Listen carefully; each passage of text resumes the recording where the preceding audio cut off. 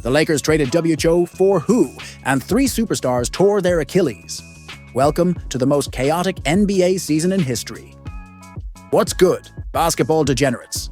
Welcome back to The Historian, where we break down the past, present, and... wait, this is technically the future? Whatever. Time is a flat circle, and the NBA just gave us the most bonkers season imaginable.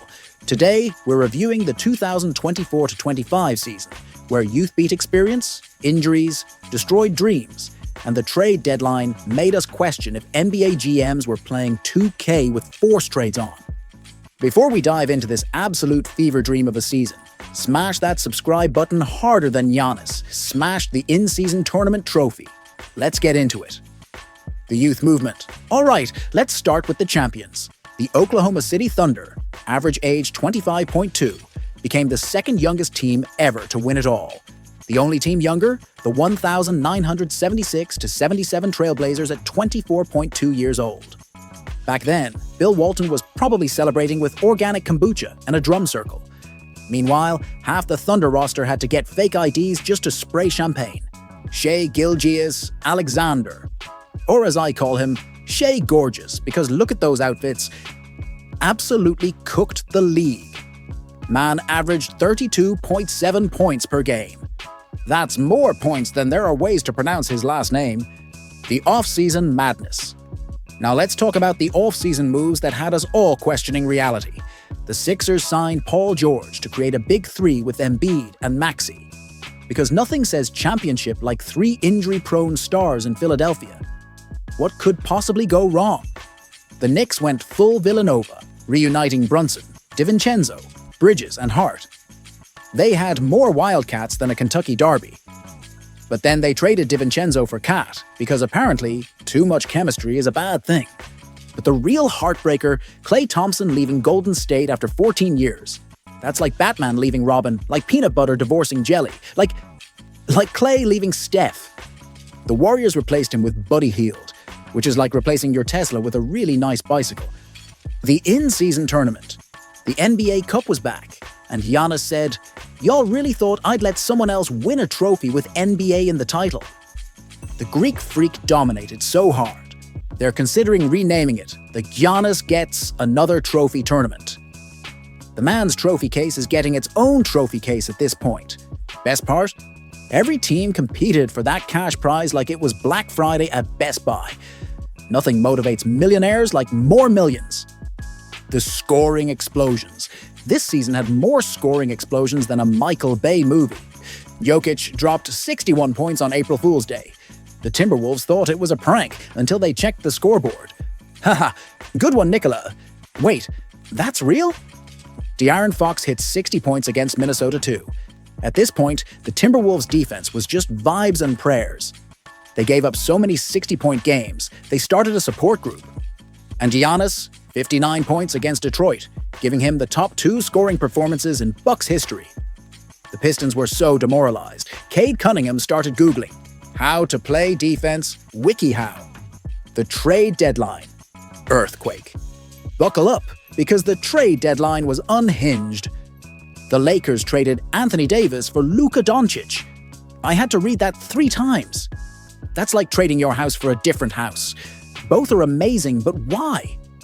This was the first time 2 All-NBA players got swapped mid-season. NBA Twitter crashed harder than crypto. The Warriors got Jimmy Butler because apparently they collect disgruntled stars like Pokemon cards. Gotta catch 'em all.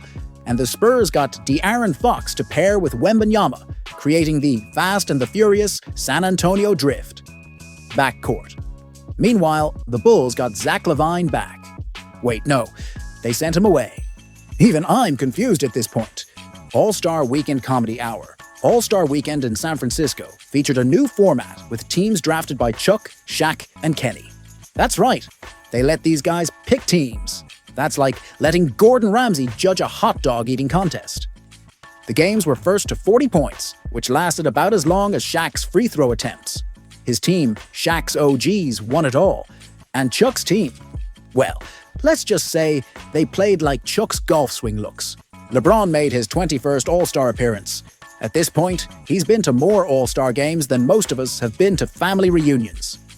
The injury apocalypse. Now for the sad part. This season had more torn Achilles than a Greek mythology convention. Jason Tatum, done. Damian Lillard, done.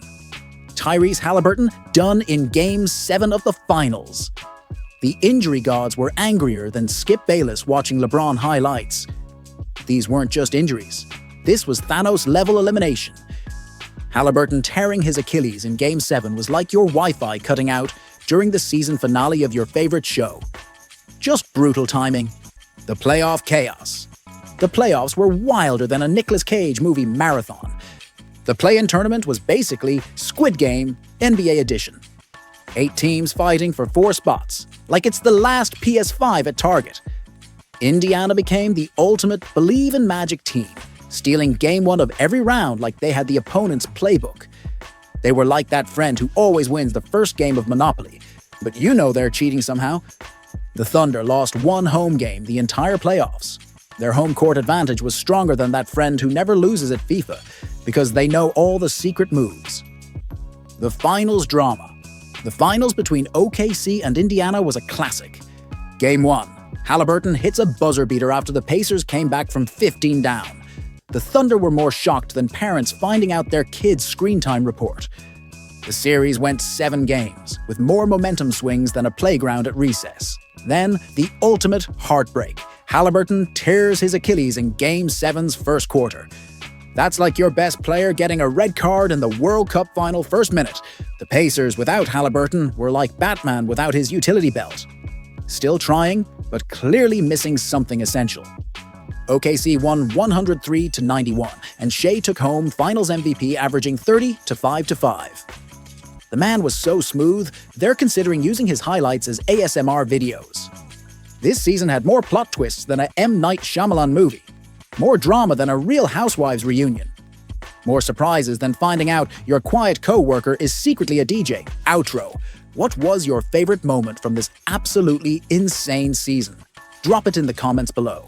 If you enjoyed this roller coaster ride through the 2024-25 season, destroy that like button and subscribe for more NBA content that's equal parts analysis and comedy. Next week, we're breaking down the most disrespectful dunks in NBA history. And yes, we're including the ones that ended careers. Until then, this is the historian reminding you, sometimes the present is crazier than the past, and the future, well, apparently it involves Lakers trading AD for Luka. Peace out, basketball fans. Keep those Achilles stretched.